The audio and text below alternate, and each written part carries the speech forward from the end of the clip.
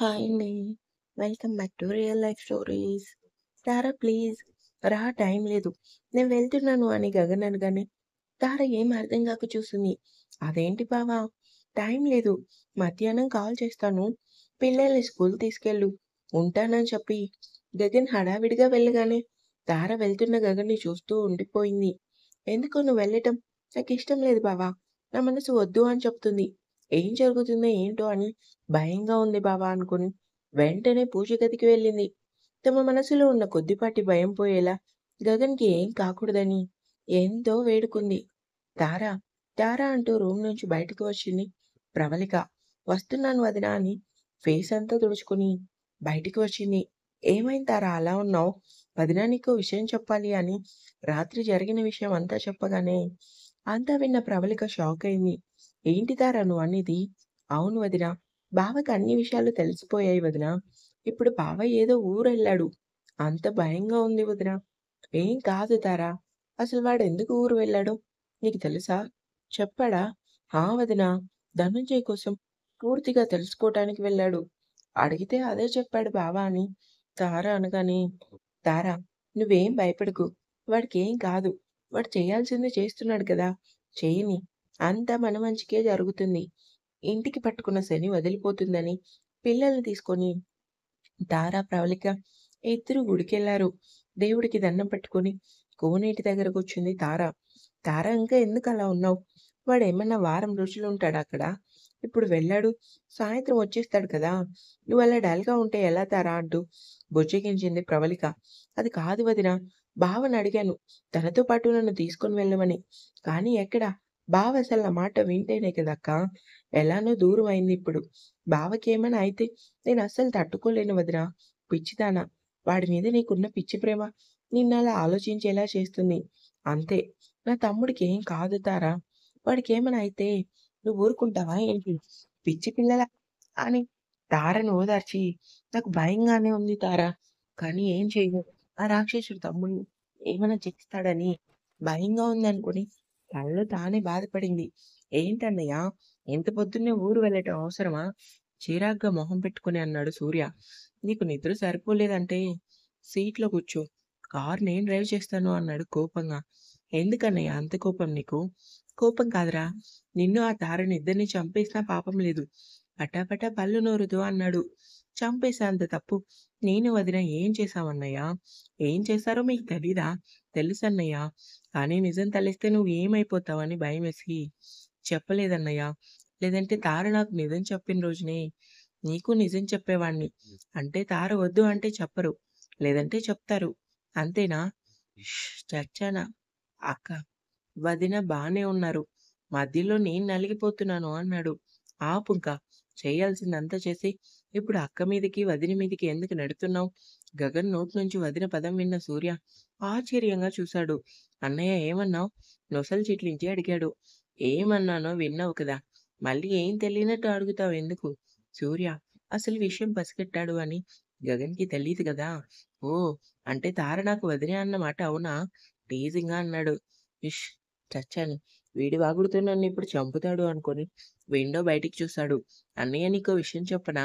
నువ్వు చెప్పమంటేనే చెప్తాను. మరీ చిన్న పిల్లాడిలా అన్నాడు. నేను ఊ అనకపోయినా కూడా నీ వాగుడు నువ్వు వాగుతావు కదా! కాబట్టి నేనేం చెప్పాలనుకుంటున్నానో చిరుకోపంగా అన్నాడు.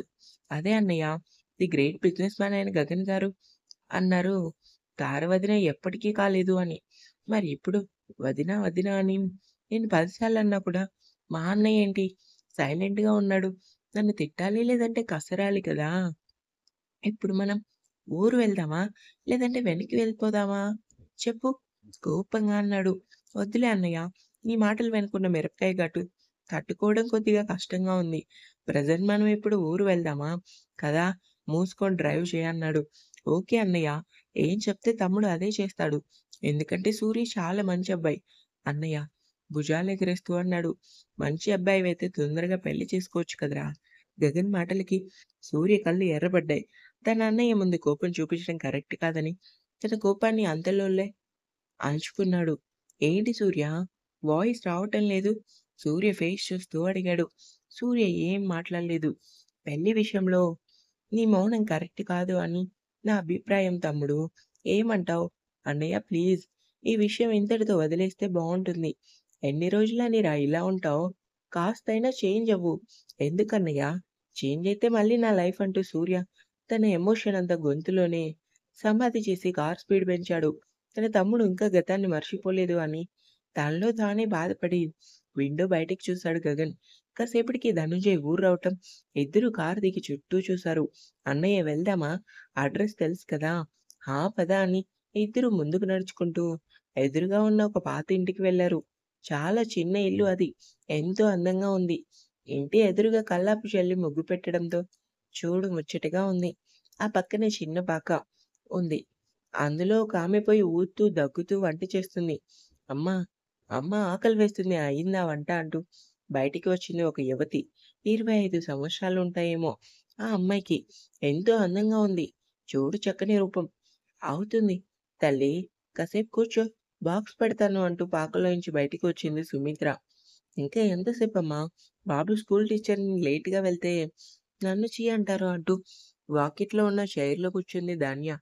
అన్నయ్య వాళ్ళే అయింటారు. అడ్రస్ అయినా ఇదే అన్నాడు సూర్య. అవునా పద లోపలికెళ్దామని ఇద్దరూ లోపలికొచ్చారు. వాకిట్లో కూర్చున్న ధాన్య, గగన్ సూర్యలను చూసి ఎవరు మీరు? ఇది సుమిత్ర గారి ఇల్లేనా? ఎంతో వినయంగా అడిగాడు. అవునండి. సుమిత్ర గారి ఇల్లే. కానీ మీరెవరు? సూటిగా ప్రశ్నించింది ధన్య. మేమెవరో మీకు ముందు ముందు తెలుస్తుంది కానీ, ముందు సుమిత్ర గారిని పిలవండి అన్నాడు సూర్య. ఆ మాటకి ధాన్య కోపమొచ్చింది. నిన్ను అంటూ ముందుకు వచ్చింది కానీ, అంతలోనే ఆగిపోయింది. అప్పటికి సుమిత్ర కూతుర్ని పట్టుకుని వద్దని వారించింది.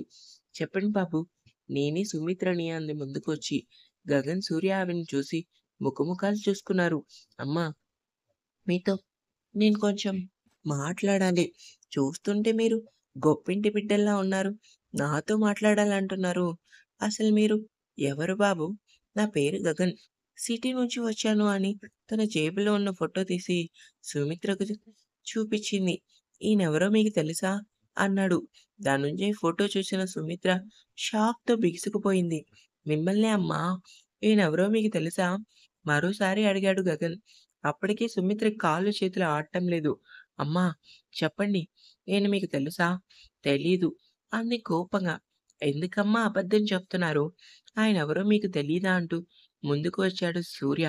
తెలుసు. కానీ ఒకప్పుడు. ఇప్పుడు కాదు. ఆయన వాడి కోసం నన్నెందుకు అడుగుతున్నారు? అసలు మీరెవరు? అడగ్గానే విషయం చెప్పటానికి కోపంగా అన్న సుమిత్ర మాటలకి సూర్య తన పర్స్ తీసి ఫోటో చూపించగానే సుమిత్ర భయంగా చూసింది. ఇంకా ఉంది. నచ్చితే సబ్స్క్రైబ్ చేసుకొని ఒక చిన్న లైక్ చేయండి.